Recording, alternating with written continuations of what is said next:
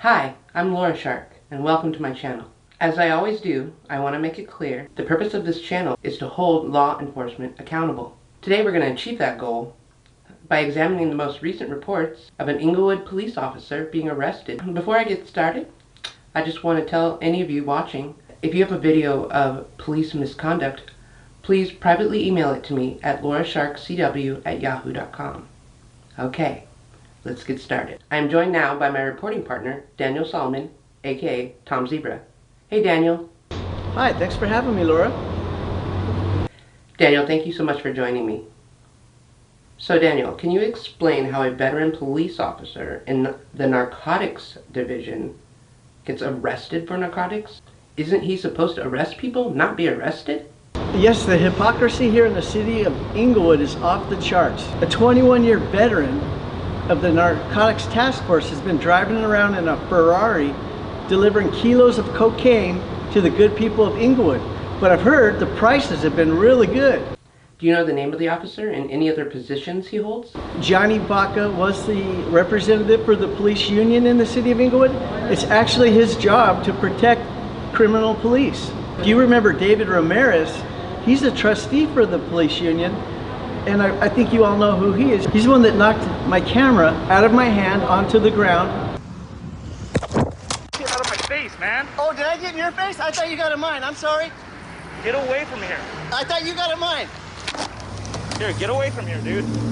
You're delaying our investigation, okay? You want to go file a complaint, go file a complaint. But in the meantime, you're going to break all my stuff? No, get out of here. Actually, 2 brand new cameras. And the department said, well, there's not much they can do about that because they can't control how their police behave in certain situations. Reason that you have a training officer who would, act that way. I mean, unfortunately, we don't kind of like condone. Well, let me say this: we don't condone certain behaviors. Number one. Right. Number 2, we don't have the ability to control how every officer that we have reacts to certain situations. Is that? I think what they meant was in every situation. Yes, we cannot forget Officer Ramirez. And now it kind of makes sense why nothing was done about his assault on you. It's reported that FBI is involved. Do you think they are doing a thorough investigation? I'm glad you asked, Laura. The FBI actually has no idea if you read their allegations, but after reading it sounds more like their assumptions because they're completely unaware of where the cocaine has come from. Where did he get the cocaine? The source of the cocaine was the evidence locker right here behind me in the Inglewood Police Department. In fact, the allegations are that the FBI, under the cover of a cooperating witness, inquired about the kilo of cocaine on the 3rd of May, and on the 4th of May, they delivered the cocaine. And it just so happens, it was about 2:30 in the morning on May 4th, the alarm was going on in the narcotics office here at the Inglewood Police Department.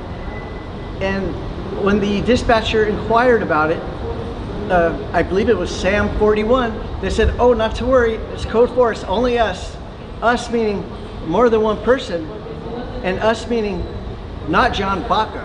So there's at least one sergeant and probably several other officers that are implicated in this conspiracy to distribute cocaine in the city of Inglewood. We have that clip. Let's take a listen. MA209, any unit officer, narcotics office, code 1, the alarm is going off. 42, we're on scene, it's code 4. Cancel. Wow, that short clip does tell a lot. So, Officer Baca, a 21-year veteran, a narcotics officer, also a police union rep, was making all that extra money, driving around a Ferrari, and nobody else thought that was odd or strange? It seems very strange that a police officer would be driving around in a Ferrari delivering kilos of cocaine, right? That sounds, especially not a narcotics officer. Or wait, maybe that's not strange at all. Maybe that's exactly what you would expect in a city that no longer uses their location on the police radio because they're so scared somebody might show up with the camera and record their actions. You have covered another Inglewood narcotics officer, I believe Officer Lee. I wouldn't be surprised one bit if Officer Lee was one of the guys with Sam 41 stealing the cocaine from the evidence locker that night. And at $22,000 a kilo, free money, why wouldn't you? I want to thank Daniel for his years of documenting the Inglewood Police Department and his continued efforts in holding them accountable. Thank you, Daniel. Thanks for having me, Laura. I want to thank all of you watching this video. If you hadn't noticed, this video is dedicated to Taya Graham and Stephen Janis. They were our motivation.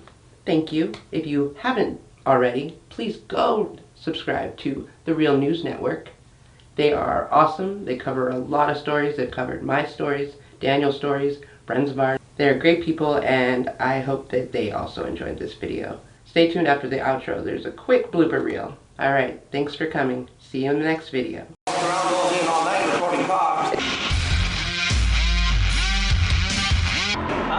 LaurasharkCW. Because the only videos I follow is Laura Shark is always out here now. No, tell Laura Shark we said hi.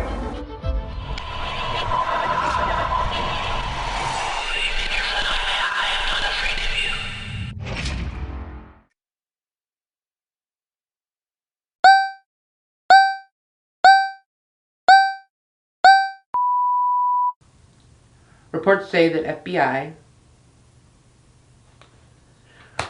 Laura, I'm glad you asked. I'm here to get a comment from them. Not only is the door locked, but this is the phone that you're supposed to call to contact them. This wire's hanging out. And it's been like this for at least 9 months. Hello? Hello? It's not working. Let's